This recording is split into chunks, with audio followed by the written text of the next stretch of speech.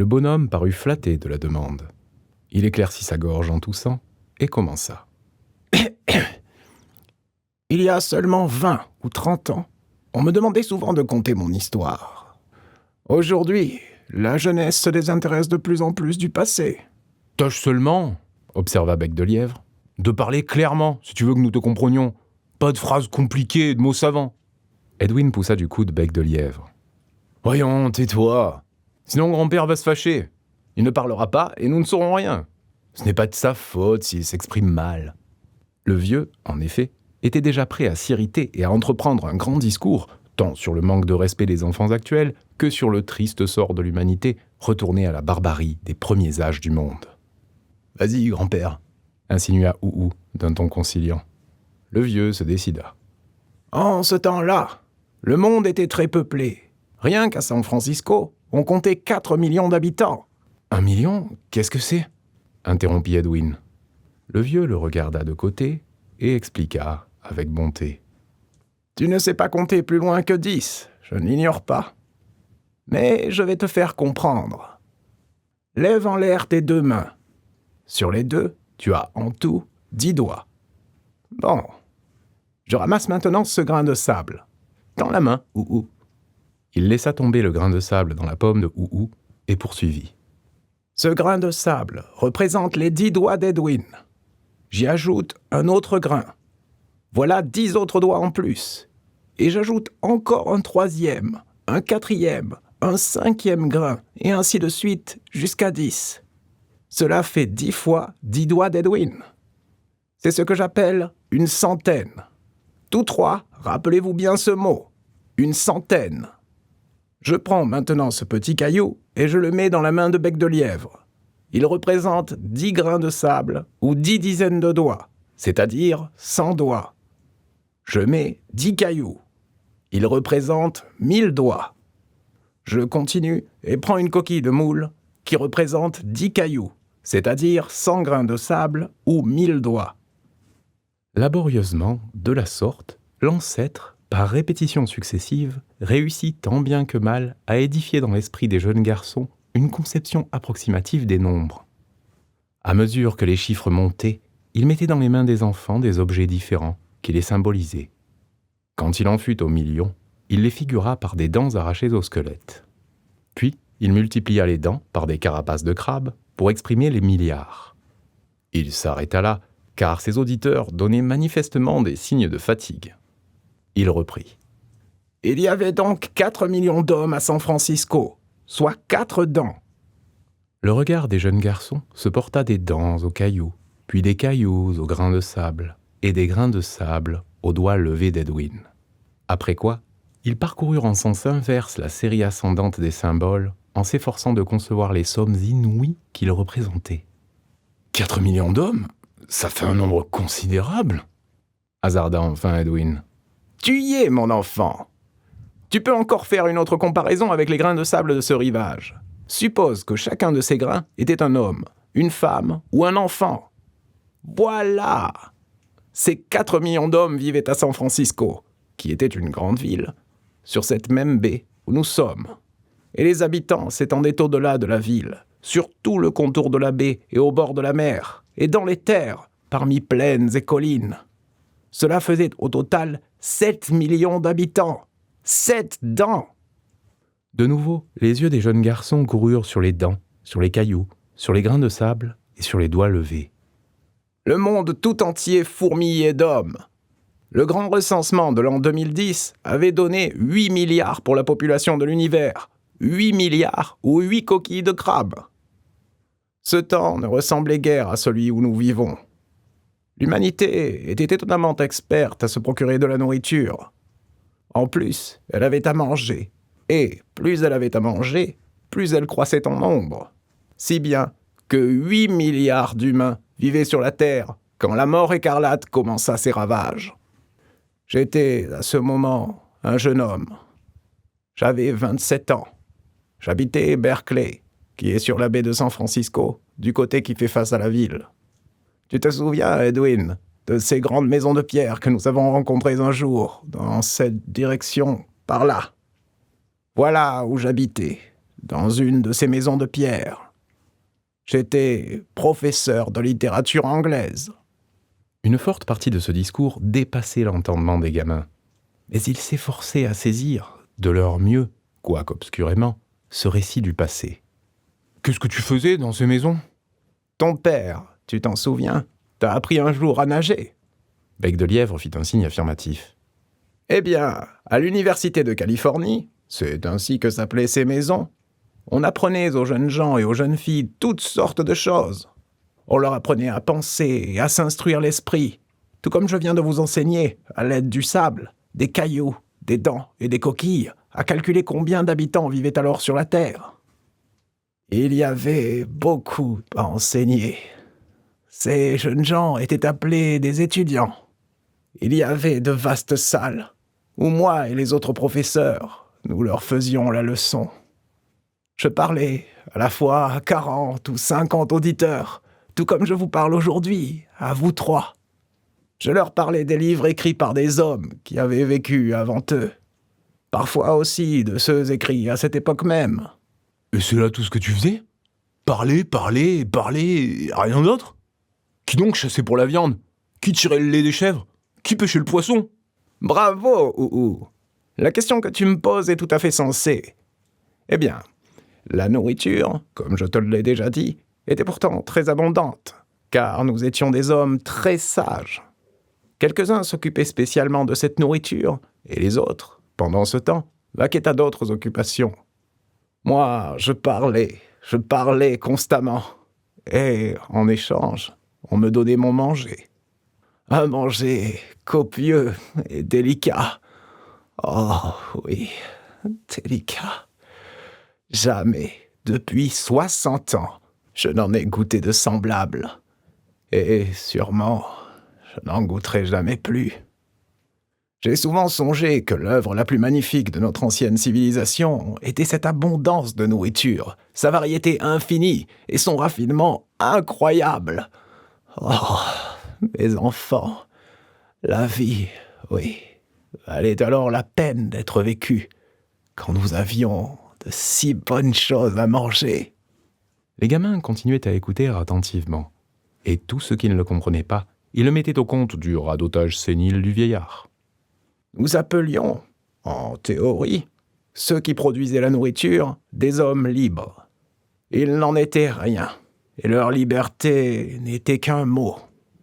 La classe dirigeante possédait la terre et les machines.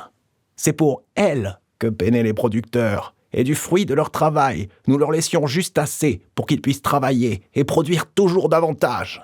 Quand j'ai été chercher de la nourriture dans la forêt, si quelqu'un prétendait me l'enlever et se l'approprier, je tuerais.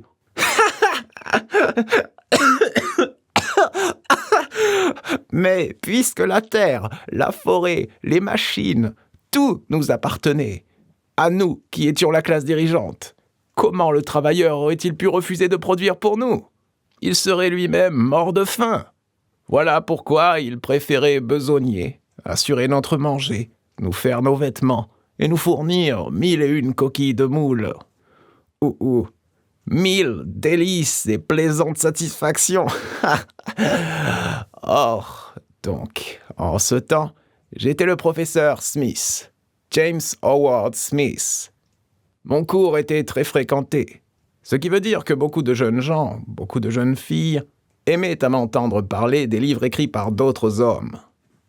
J'étais très heureux. Ma nourriture était excellente. J'avais les mains douces, car elles ne se livraient à aucun dur travail. Mon corps était propre et bien entretenu, et mes habits on ne peut plus souples et agréables à porter. Ici, l'ancêtre laissa tomber sur sa peau de bique, toute galeuse, un regard de dégoût. Tels n'étaient point nos vêtements. Même nos travailleurs esclaves en portaient de meilleurs. Et nos soins corporels étaient grands. Nous nous lavions la figure et les mains plusieurs fois par jour. Qu'en dites-vous, vous autres, qui ne vous lavez jamais, sinon quand vous tombez dans l'eau ou quand vous vous exercez à nager ? Toi non plus, tu ne te laves jamais. Je le sais bien. Je suis aujourd'hui un vieux dégoûtant. Mais les temps sont changés. Personne ne se lave maintenant. On n'en a plus les moyens. Voici 60 ans que je n'ai vu un morceau de savon. Vous ne savez pas ce que c'est que du savon ? Je ne perdrai pas mon temps à vous l'apprendre, puisque c'est l'histoire de la mort écarlate que je suis en train de vous raconter. Vous connaissez ce qu'est une maladie ? Autrefois, on disait une infection. Il était admis que les maladies provenaient de germes malfaisants. J'ai dit germe, retenez bien ce mot. Un germe est quelque chose de tout petit, de plus petit encore que les tiques qui s'accrochent au printemps aux poils des chiens et à leur chair lorsqu'ils courent dans la forêt. Oui, un germe est beaucoup plus petit, si petit qu'on ne peut le voir. Tu es drôle, grand-père. Tu nous parles de choses qu'on ne peut pas voir. Mais alors comment sait-on qu'elles existent ? Ça n'a pas de bon sens. Bien, très bien, Oho. Excellente question que la tienne. Apprends donc que pour voir ces choses, et bien d'autres encore, nous possédions des instruments appelés microscopes. Microscope, entends-tu bien ? Microscope et ultra-microscope. Grâce à ces instruments que nous approchions de nos yeux, les objets nous apparaissaient plus grands qu'ils ne sont en réalité. Et nous percevions ainsi ce même dont nous ignorions l'existence. Les meilleurs de ces ultramicroscopes grossissaient un germe 40 000 fois.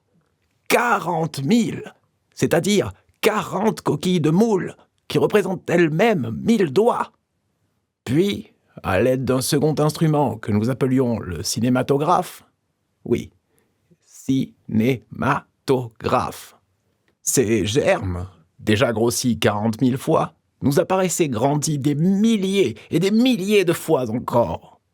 Prenez un grain de sable, mes enfants, partagez-le en 10, puis prenez un de ces 10 morceaux et brisez-le encore en 10, puis un de ces 10 partagés de rechef en 10, puis de ces 10 en 10 toujours. Continuez ainsi toute la journée, et peut-être, au coucher du soleil, aurez-vous atteint la petitesse d'un de ces germes.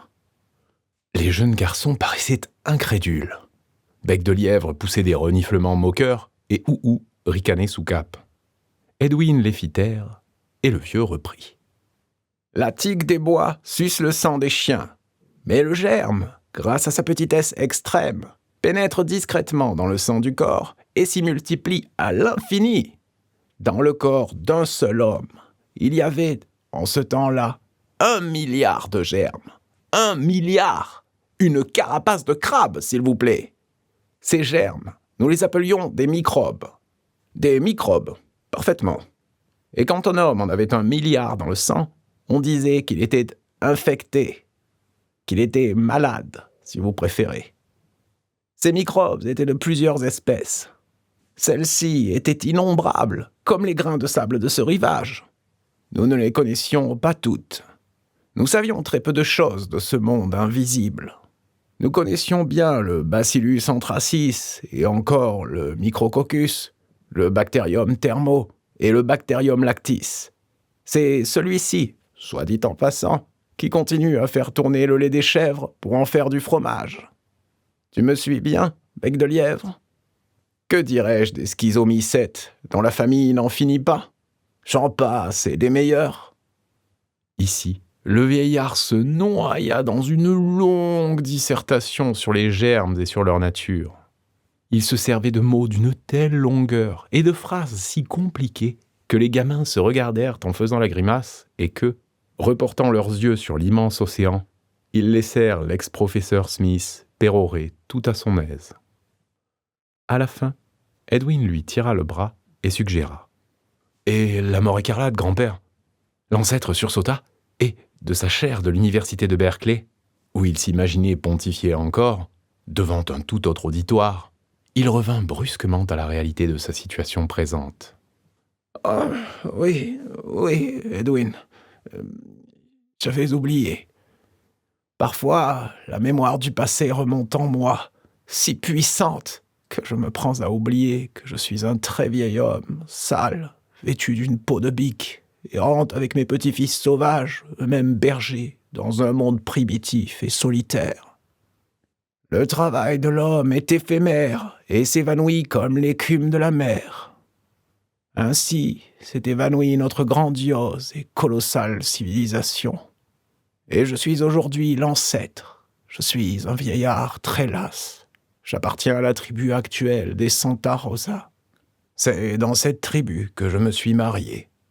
Mes fils et mes filles se sont mariés à leur tour, soit dans la tribu des chauffeurs, soit dans celle des Sacramento, ou dans celle encore des Palo Altos. Toi, bec de lièvre, tu appartiens aux chauffeurs. Toi, Edwin, au Sacramento. Toi, au Palo Altos. Et vous êtes tous trois mes petits-fils. Mais je voulais vous parler de la mort écarlate. Où en étais-je donc de mon récit ? Tu nous parlais des germes, de ces toutes petites choses que l'on ne peut voir et qui rendent les hommes malades. Oui, c'est bien là que j'en étais. Aux premiers âges du monde, lorsqu'il y avait très peu d'hommes sur la Terre, il n'existait que peu de ces germes, et, par suite, peu de maladies. Mais à mesure que les hommes devenaient plus nombreux et se rassemblaient dans les grandes villes pour y vivre tous ensemble, pressés et serrés, de nouvelles espèces de germes pénétraient dans leur corps et des maladies inconnues apparurent, qui étaient de plus en plus terribles. C'est ainsi que, bien avant mon temps, à l'époque que l'on nomme le Moyen Âge, il y eut la peste noire qui balaya l'Europe. Puis vint la tuberculose, la peste bubonique. En Afrique, il y eut la maladie du sommeil. Les bactériologistes s'attaquaient à toutes ces maladies et les détruisaient. Comme vous, enfants, vous éloignez les loups de vos chèvres ou écrasez les moustiques qui s'abattent sur vous. Les bactériologistes... Comment dis-tu, grand-père ? Bactériologistes. Ta tâche, Edwin, est de garder les chèvres. Tu les surveilles tout le jour et tu connais beaucoup de choses les concernant. Un bactériologiste est celui qui surveille les germes, les étudie et, quand il le faut, se bat avec eux et les détruit, comme tu fais des loups. Mais pas plus que toi, ils ne réussissent toujours. C'est ainsi qu'il y avait un mal affreux, appelé la lèpre. Un siècle, 100 ans, avant ma naissance, les bactériologistes ont découvert le germe de la lèpre. Ils le connaissaient tout à fait bien. Ils l'ont dessiné et j'ai vu ces dessins. Ils n'ont pas trouvé pourtant le moyen de le tuer. En 1894, survint la peste pantoblaste. Elle éclata dans un pays nommé le Brésil et fit périr des milliers de gens. Les bactériologistes en découvrirent le germe, réussirent à le tuer, et la peste pantoblaste n'alla pas plus loin. Ils fabriquèrent ce qu'on appelait un sérum, un liquide qu'ils introduisaient dans le corps humain et qui détruisait le germe du pantoblaste, sans tuer l'homme.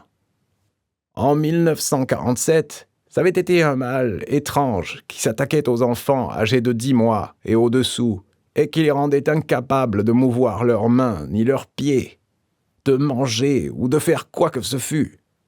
Les bactériologistes furent 11 ans avant de trouver ce germe bizarre, de le pouvoir tuer et de sauver les bébés.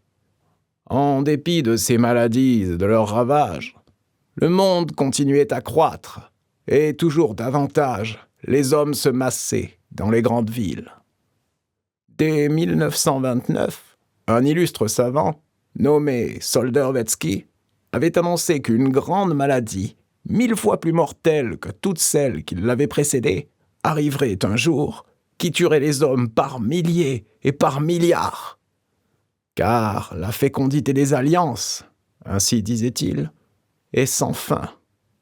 Ici, Bec de Lièvre se mit sur ses pieds et, avec une moue méprisante, déclara : « Tu radotes, grand-père. Veux-tu, oui ou non, nous parler de la mort rouge ?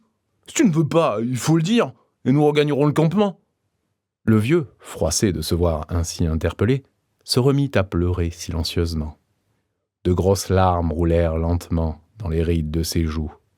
Sa mine douloureuse trahissait toute la décrépitude physique et morale de ses 80 ans. « Voyons, Bec de Lièvre, rassieds-toi. Grand-père parle bien. Et il va justement arriver à la mort écarlate. Il va tout de suite nous la raconter. N'est-ce pas, grand-père ? Un peu de patience, bec de lièvre.